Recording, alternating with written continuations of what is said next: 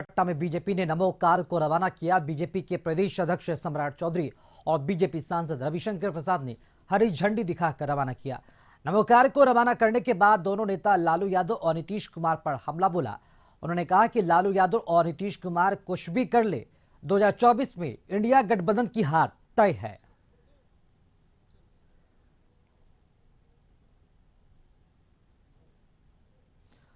और इसी खबर पर अधिक जानकारी देने के लिए संवाददाता अमनीश लाइव जुड़ चुके हैं। अमनीश, पटना में बीजेपी ने नमो कार को रवाना किया है।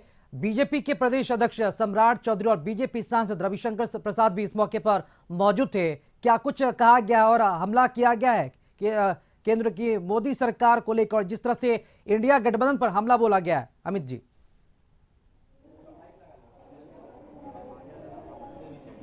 देखिए, जैसे ही ये कार्यक्रम था बीजेपी और उसमें नमो कार रैली के आयोजन पे उसमें सम्राट चौधरी पहुंचे थे।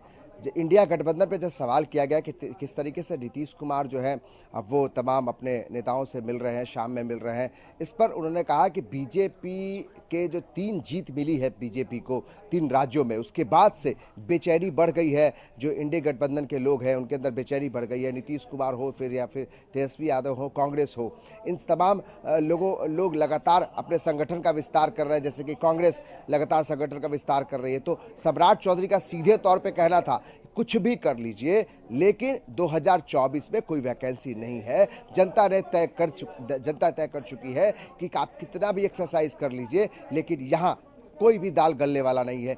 इसके अलावा जो दयानिधि मारन जो डीएमके के नेता हैं, उनके एक बयान को लेकर भी काफ़ी नाराज़गी रविशंकर प्रसाद ने जताई कि जिस तरीके से बयान उत्तर भारतीय और बिहार के संदर्भ में उन्होंने विवादित बयान दिया है, वो काफ़ी गुस्से में उन्होंने कहा कि बिहार को अपमानित करने के, बिहारियों को अपमानित करने के लिए हमेशा इंडिया गठबंधन लगातार कोशिशें करता है और जनता ऐसे लोगों को सबक सिखाएगी। तो कुल मिलाकर हम कह सकते हैं राकेश की जो एक सियासत चल रही है 2024 की तैयारी को लेकर, एक कांग्रेस ने अपने तमाम सिपा सलारों को, तमाम जो बड़े नेताओं को झोंक दी है। ऐसे में बीजेपी का सीधा पलटवार करते हुए कहते हैं कि कुछ भी कर ले कांग्रेस, संगठन को कितना भी मजबूत कर ले, लेकिन इंडिया गठबंधन के अंदर में जो दरारें हैं उभर के आ गई हैं। जिस तरीके से मल्लिकार्जुन खड़गे का चेहरा आगे किया गया, नीतीश कुमार को दरकिनार किया गया, तो लगता यह है जैसे बीजेपी कह रही है कि इंडिया गठबंधन के अंदर बड़ी फूट होने वाली है। और बीजेपी जिस तरीके से जीत से उत्साहित है 3 राज्यों में, तो कोई भी दाल नहीं गलने वाली है। 2024 में